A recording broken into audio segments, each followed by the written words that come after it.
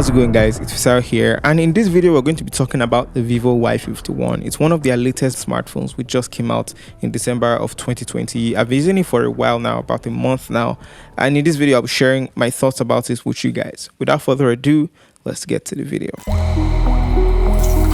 The first thing you get in the box of the Y51 is this smaller box housing the SIM ejector tool and paperwork. Next up is the device itself, which we will get to later.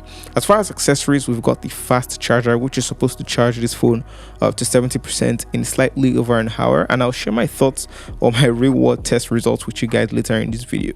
Then you've got the USB-C charging cable and the headphones. On the phone's body, right up top, is where we've got one of two microphones, the SIM slot. It's a dual SIM slot, memory card slot, and a rubber ring, which I believe is meant to help in case of water damage. The phone's total storage can be up to 1 TB with your micro SD card, which is good. On the bottom, we've got the headphone jack, another microphone port, the USB-C port, and the speaker grill. There's nothing to the left side of the phone, and the right side is where we've got the power button, which also doubles as the fingerprint reader, and the volume rocker keys. On the back of the device is where we've got the rectangular 48 megapixel camera array and Vivo's branding at the bottom of the back of the device. I'm a fan of the mirror-like look on the Vivo Y51 and the slickness of the device. Looking in terms of color options, you've got the titanium sapphire, which is bluish, and the crystal symphony. Build quality in general is solid for me, with that polycarbonate back and solid sides. With how slim it is and it looks, I feel it's great to hold in the hand. At the price point of 109,900 naira or 110,000 naira, what else does this device have to offer? Let's dive a little deeper. Looking at the 6.58-inch LCD display of the Vivo Y51, you do notice that texts are legible, and of course graphics is quite clear on here. Vivo doesn't compromise on the display quality, and they give you a 1080p display where the resolution is set at 1080 by 2408 pixels and a pixel density that is high at 415. Streaming would naturally top at 1080p as well in 60 frames per second, and even at that it's still legible in the video quality and, as I mentioned, text. When you are watching videos or gaming on this device, doing general audio stuff, you might want to use the headphones. Thankfully this comes with a wired headphone in the box.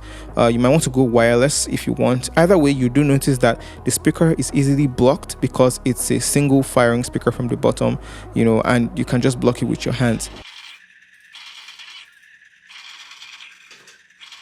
With regards to specifications of the Y51, you are utilizing an 11nm processor, the Snapdragon 662, pretty decent for this price point, and based on my overall usage of the phone, it's performed fast for the tasks I've tried on it. Of course, it would definitely be fast when you've got a whole 8 gigs of RAM on this phone, plus 128 gigs of storage. All of this ties into the experience with the latest Android OS. Yes, you get Android 11 powered by Vivo's FunTouch OS 11, a pretty decent package. Of course, you're going to enjoy light and some graphic dependent games on this device, and I've noticed no lags at all in almost my 1 month of using this phone. When I did play heavy games like Call of Duty, battery life went down all the way from 50% to 39%, which is an 11% loss in 30 minutes of gameplay. In over an hour, it would also do similarly. Overall, when it comes to battery life, it's of course a 5000 mAh huge battery, and it supports 18-watt fast charging. The battery life during my own usage was fair, pretty comparable to many 5000 mAh batteries I've used, and I could get up to a full days of use and some leftover, about 32% leftover, except on days where I gamed a lot, and of course the higher you game, the lesser the battery life would be. As far as my charging speeds, it went something like this: from 0 to 30% in 30 minutes. In 1 hour I got up to 58%, contrary to 70%. So it took 2 hours and 33 minutes to get this phone from 0 to 100%. The charger that comes in the box is 9 volts with 2 amperes, so technically 18 watts, basically 9 times 2, which is regulated depending on how you use your phone and charge. Sensors on this device are of course the fingerprint reader to the side, which is really fast with a very light touch, and of course face unlock, which was also equally fast. I did prefer the fingerprint reader though. Up front, inside the water drop notch display, you've got the 16 megapixel front facing camera sensor capable of shooting 1080p videos in 30 frames per second. You've got HDR as well on the back, and you've got the 48 megapixel main sensor. You've also got the 8 megapixel ultra wide sensor and a third 2 megapixel macro sensor. The main sensor is capable of also shooting 1080p in 30 frames per second, and the differentiator is that the back camera has got EIS or electronic image stabilization. I like the selfie shots I took with the 16 megapixel wide front facing camera. It's also got portrait mode, and I actually thought the background blur was smooth enough. No complaints on that front. With the normal lens of the vivo Y51, as with many other mid-rangers, you can only change to 48 megapixel in the extra or more menu in your camera, and the main shots you get are smaller in file size overall, and in general image quality. You've also got other modes like panorama mode, live photo mode, slow motion, time lapse, pro mode, and document mode for scanning your documents. One major differentiator you will notice when you switch to the 48 megapixel camera is the file size. The regular 16 megapixel mode's image is like 4.6 megabytes, while the 48 megapixel is larger in file size and theoretically higher in quality, which gives you over 12 megabytes of file size, or almost 3 times as big. The difference in the image quality is also noticeable, especially when you zoom in. I also appreciate how saturated the shots can look on the Y51. The reds are quite hard, and it maintains this look even when zoomed in to the maximum of 8x. With the ultra wide angle, yes, because it's an 8 megapixel lens which is smaller, you do get sharp shots, but they are not as sharp as the higher 48 megapixel capable sensor or lens as expected. So you won't want to crop into this wide angle image if you're sharing on social media. Just take it and use it like that.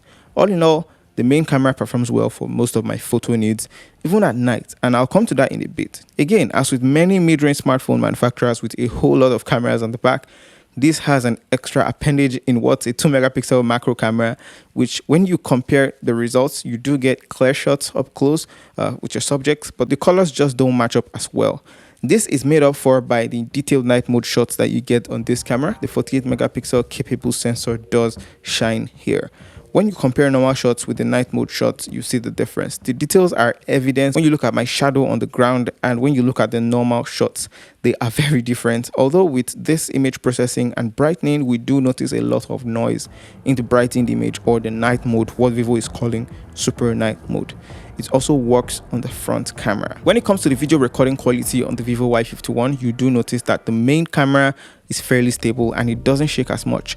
With the electronic image stabilization on here, or EIS, you are able to observe quite well everything in the frame. There's little exposure shift from place to place, and during my use there's slight loss of focus when zoomed in, but those can be avoided if the subject isn't extremely lit and dark at the same time, i.e. shadows and sunlight, or harsh shadows and sunlight. When it comes to the front facing camera, I liked the quality and saturation as well. How's it going, guys? This is the front facing camera of the vivo Y51.